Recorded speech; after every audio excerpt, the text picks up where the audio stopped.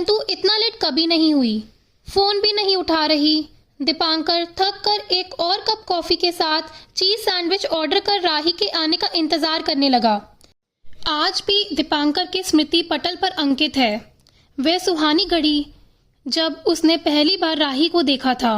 राही के college campus में कदम रखते ही ऐसा लगा जैसे कोई पॉज बटन दब गया हो और जो जहां था वही रुक गया। सभी अपलक उसे ही निहारने लगे और राही अपनी ही धुन में वहां से चली गई। जब से राही कॉलेज में आई थी हर कोई बस उसे ही रिझाने के नए नए पैतरे आजमाने लगा था, परंतु सफलता अब तक किसी के हाथ नहीं लगी थी। तभी अचानक एक रोज लाइब्रेरी में राही को अपनी ओर आता देख दीपांकर के हाथ पैर कांपने लगे। लाइब्रेरी में मौजूद सभी उसे आंख फाड़ कर देखने लगे। तभी वे दीपांकर के करीब आकर बोली, hi, can I have a favour please. ये सुनते ही दीपांकर उठकर खड़ा हुआ और बोला, चलिए लाइब्रेरी से बाहर चलते हैं। उसके बाद दोनों कॉलेज कैंटीन में आ गए।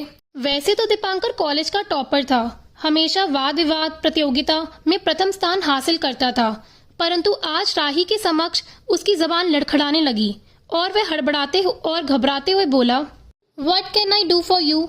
दीपांकर के ऐसा पूछते ही राही ने जिस अदा से बोलने की शुरुआत की, दीपांकर क्या उसके स्थान पर यदि कोई संत महात्मा भी होता तो वह भी अवश्य ही बहक जाता और उसकी तपस्या निश्चित रूप से भंग हो जाती। उस दिन के पश्चात दीपांकर अपने नोट्स के साथ राही के नोट्स भी तैयार करने लगा, क्योंकि राही को 1-2 क्लास के बाद एक्टिंग क्लास जाना होता था और उसके बाकी की क्लास मिस हो जाती थी।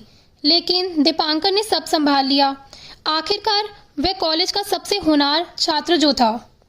फिर क्या था, राही और दीपांकर में दोस्ती हो गई और दोनों रोज इस कॉफी शॉप में मिलने लगे, जो शहर से दूर प्रकृति की गोद में जहां चारों ओर से खुला आसमान था। यहाँ छोटे छोटे हट बने हुए थे जहां पर दोनों घंटों भविष्य की कल्पनाओं में खोए रहते।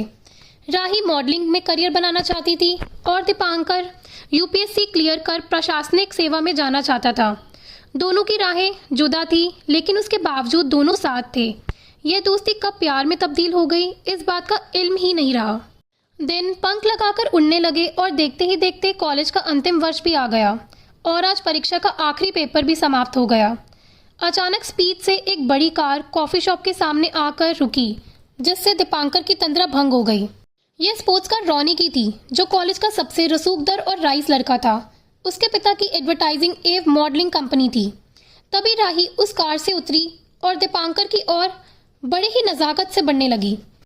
राही के करीब आते ही दीपांकर ने जैसे ही उसे अपनी बाहों के घेरे में लेना चाहा, राही ने उसे रोक दिया और अपनी अनामिका उंगली में पहनी अंगूठी, जो दीपांकर और उसके प्रेम की निशानी थी, टेबल पर रखते हुए अपनी उसी चीर परिचित अदा से बोला, आज के बाद तुम फिर कभी इस कॉफी शॉप में मेरा इंतजार मत करना, क्योंकि अब मैं यहाँ कभी नहीं आऊंगी। इतना कह राही वहां से चली गई। कुछ से जाने के पश्चात वह मुड़ी और दीपांकर की ओर देखते हुए विशैली मुस्कान के साथ कार में बैठ गई। दीपांकर उसे अपनी नम आंखों से ओझल होते हुए देखता रहा। दोस्तों, अगर आपको ये कहानी पसंद आई हो तो प्लीज लाइक करना और चैनल को सब्सक्राइब करना। धन्यवाद।